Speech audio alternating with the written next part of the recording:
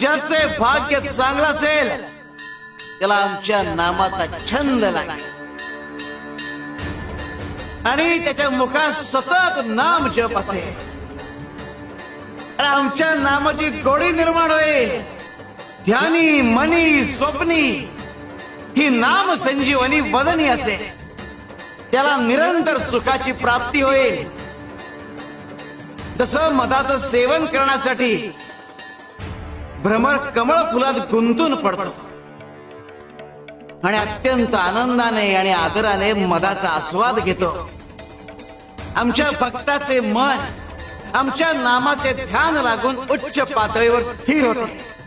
मन नामात एकाग्र होईल. त्याची चंचलता नाहीशी होईल आणि त्याचे उन्मन होईल. अरे नामस्मरण हेच प्रपंच व परमार्थ साधनाचे साधन आहे. शिवाय शंकर.